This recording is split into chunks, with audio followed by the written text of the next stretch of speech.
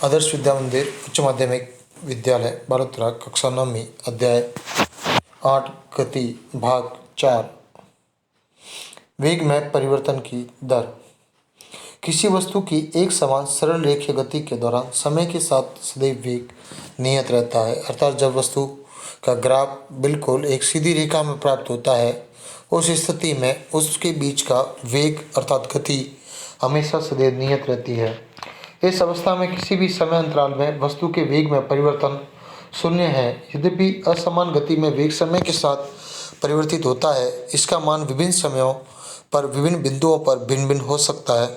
इस प्रकार किसी भी समय अंतराल पर वस्तु के वेग में परिवर्तन शून्य नहीं हो सकता। अर्थात जैसे कि एक ग्राफ इस प्रकार बनाया गया, तो जब उनके बीच का ग्राफ इस प्रकार विभक्त करेगा, अर्थात एक सीधी दूरी और एक सीधे मान में एक ग्राफ खींचा जाएगा, तो इसका मान एक निश्चित समय के साथ एक निश्चित दूरी पर बढ़ता ही रहेगा। इसके अंदर किसी भी प्रकार की विभिन्नताएं प्रदर्शित नहीं होगी।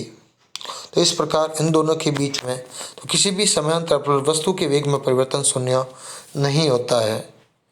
लेकिन यदि किसी वस्तु के अंतर्गत उसका वेग एक समय के बाद शून्य हो जाएगा, तो उसे एक सीधी रेखा से प्रदर्शित किया जा सकता है। क्या हम वस्तु के वेग में परिवर्तन को व्यक्त कर सकते हैं? हाँ, हम उसके परिवर्तन को व्यक्त कर सकते हैं। इस तरह के प्रश्नों का उत्तर देने के लिए हम एक अन्य भौतिक राशि त्वरण का उपयोग करते हैं। यह त्वरण जो एक वस्तु के प्रति इकाई समय में वेग के परिवर्तन को दर्शाता है। अर्थात त्वरण किसे कहते हैं? त्वरण किसी वस्तु के प्रति इकाई समय में वेग में परिवर्तन के माप को त्वरण कहते हैं। अर्थात कोई वस्तु एकांक समय में अपने वेग को कितना बदलती है। अर्थात जैसे एक वस्तु एक सेकंड में 5 और दूसरे सेकंड में ही 10 किलोमीटर की स्पीड पर चली गई, अर्थात उसने एक सेकंड में 5 किलोमीटर वेग को बढ़ोतरी की, अर्थात उसका त्वरण 5 किलोमीटर प्रति सेकंड था। अर्थात त्वरण बराबर वेग में परिवर्तन की दर बटा समय। यदि वेग में परिवर्तन को हम इस प्रकार लिखेंगे कि पहले जब गाड़ी प्रारंभ हुई तो उसका वेग u था तथा t समय बाद उसका वेग v हुआ, तो वेग में परिवर्तन की दर को v माइनस u बटा t के रूप में लिखा जा सकता था। इस प्रकार की गति को त्वरित गति के नाम से जाना जाता है। यदि त्वरण वेग की दिशा में है तो इसे पॉजिटिव में लिया जाएगा, और यदि वेग के विपरीत दिशा में है तो इसे ऋणात्मक अर्थात माइनस में लिया जाता है। त्वरण का मात्रक मीटर प्रति सेकंड के रूप में होता है। अर्थात क्योंकि इसका मात्रक मीटर प्रति सेकंड क्यों होता है? क्योंकि जैसे कि वेग बटा समय, तो वेग का मात्रक होता है मीटर प्रति सेकंड, वहीं इसका खुद का एक मात्रक और आ गया समय का सेकंड, तो इसलिए मीटर प्रति second square, second into second, second square हो जाएगा, तो इसलिए इसका मात्रक होता है मीटर प्रति सेकंड स्क्वायर। यदि एक वस्तु सीधी रेखा में चलती है तो उसका वेग एक समय अंतराल के समान रूप से या तो घटेगा या समान रूप से बढ़ता है, तो उसे एक समान त्वरण गति कहा जा सकता है। वहीं स्वतंत्र रूप से गिर रही एक वस्तु की गति एक समान त्वरित गति का सबसे अच्छा उदाहरण हो सकती है, क्योंकि पृथ्वी के गुरुत्वाकर्षण बल के कारण वह एक ही स्पीड से खींची हुई पृथ्वी की ओर आकर्षित होती है। वहीं दूसरी ओर एक वस्तु असमान त्वरण से चल सकती है यदि उसका वेग असमान रूप से भी बदलता है। जैसे कि एक कार सीधी सड़क पर चलते हुए समान समय अंतराल में असमान दर से चाल को परिवर्तित करती रहती है, तब ये कहा जा सकता है कि कार का असमान त्वरण के साथ गतिमान है। अर्थात जब एक कार एक हाईवे पर चलती है तो वो अपनी परिस्थितियों के अनुसार अपने वेग में परिवर्तन लाती है। अर्थात कई बार वो अपने वेग को एक ही स्पीड से बढ़ाती है, तो वहीं दूसरे क्षण में उसी स्पीड से वह उसके वेग को घटा भी देती है। इस प्रकार उसका वेग और त्वरण अर्थात स्पीड को बढ़ाने की गति और कम करने की गति किसी भी क्षण परिवर्तित हो सकती है।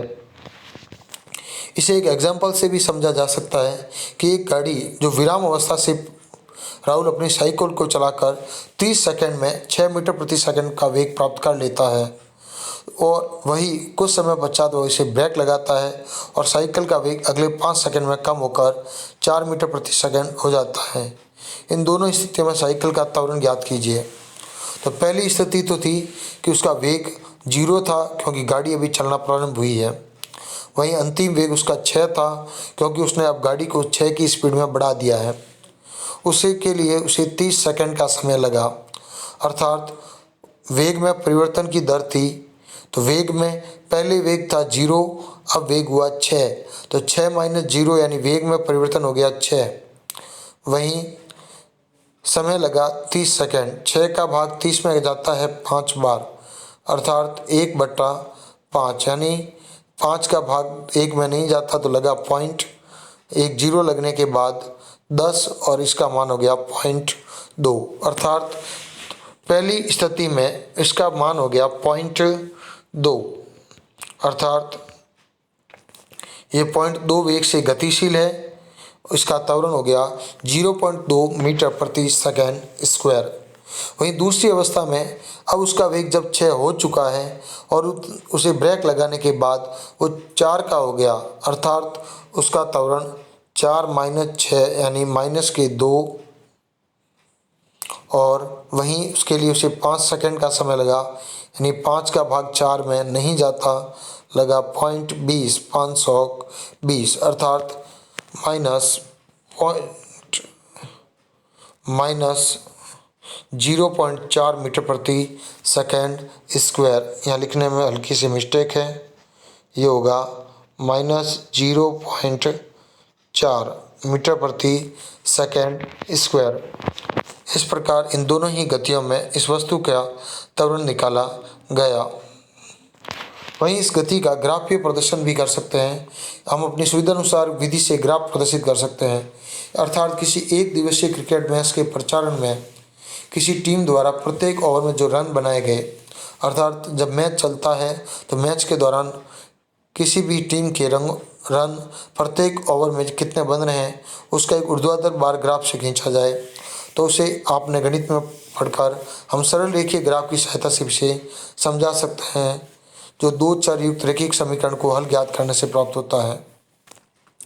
अर्थात जैसे मान लीजिए कि एक ओवर में रन बढ़े, दूसरे में एक रन घटा, फिर बढ़ा और भी बढ़ा, फिर घटा, फिर कम हो गया, तो इस प्रकार हम इसके अंतराल को बड़ा घटाकर उसके ओवरों के रूप में प्रदर्शित कर सकते हैं।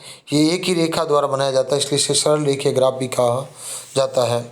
किसी वस्तु की गति को दर्शाने के लिए एक रेखीय ग्राफ की ही आवश्यकता होती है। इस स्थिति में रेखा ग्राफ की किसी भी एक भौतिक राशि पर निर्भर होती है, जैसे वो दूरी, वेग या और भी कोई राशि भी हो सकती है, जैसे कि समय। एग्जाम्पल, दूरी समय ग्राफ। क्या समय के साथ किसी वस्तु की स्थिति में परिवर्तन को एक सुविधाजनक पैमाना अपनाकर दूरी समय ग्राफ द्वारा व्यक्त किया जा सकता है। इस ग्राफ में समय को x और दूरी को y अक्ष पर प्रदर्शित करें तो दूरी समय ग्राफ को विभिन्न अवस्थाओं में प्रदर्शित किया जा सकता है और दूरी बटा समय एक चाल के रूप में व्यक्त होता है। ये चाल एक समान या असमान हो सकती है, विराम अवस्था में हो सकती है।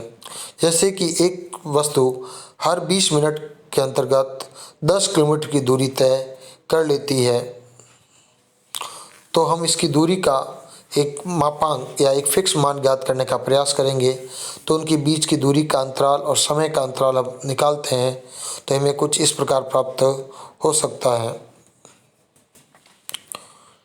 तो यहाँ पर इन दोनों के बीच का एक निश्चित ग्राफ दिया गया जो एक सीधी रेखा के रूप में प्राप्त होता है जब वस्तु एक समान चाल से गतिमान होती है।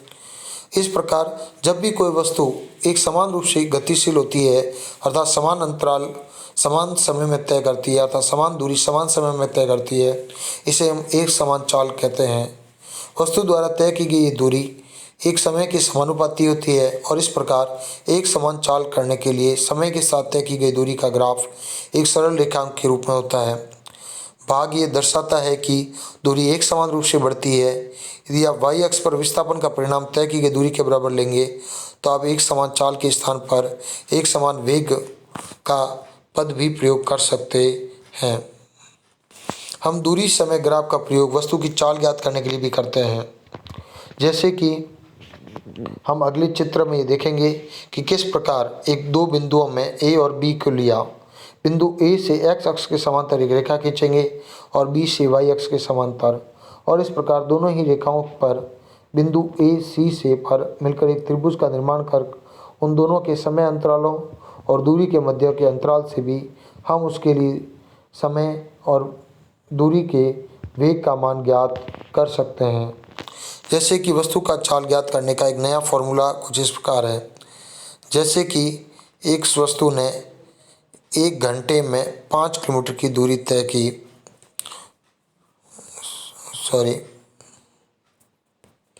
इस वस्तु ने 2 सेकंड में 1 मीटर दूरी तय की। दूसरे सेकंड तक वह 4 मीटर की दूरी प्रदर्शित करती है। अगले में वह 6 तक वह 9 मीटर की दूरी प्रदर्शित करती है। तो इस समय वेग ज्ञात करने के सूत्र हेतु हम दूरी में परिवर्तन और समय में परिवर्तन के मान को लेते हैं, अर्थात S2 माइनस S1 बटा T2 माइनस T1। तो हम त्वरित गति के लिए भी दूरी समय ग्राफ इसी प्रकार बना सकते हैं। जैसे यहाँ पर हर 2 सेकंड में उसने 1 दूरी, अगले 2 सेकंड में उसने 4, अगले 2 सेकंड में उसने 9 किलोमीटर, अगले 2 सेकंड में 16, अर्थात उसका वेग एक समान रूप से बढ़ रहा है। कार की गति के लिए हम दूरी समय ग्राफ को प्रदर्शित कुछ इस प्रकार कर सकते हैं कि उसने अपनी गति किस स्पीड से बढ़ाई। तो कार की गति के लिए दूरी समय ग्राफ के रूप में आप इसे देख सकते हैं। इस ग्राफ की प्रकृति समय के साथ कार द्वारा तय की गई दूरी का आरेखीय परिवर्तन प्रदर्शित कर रही है। किस प्रकार उसने 12 सेकंड बाद उसकी कुल दूरी कितनी थी, लगभग 36 किलोमीटर, और इस प्रकार उसने अपनी गति को प्रदर्शित किया।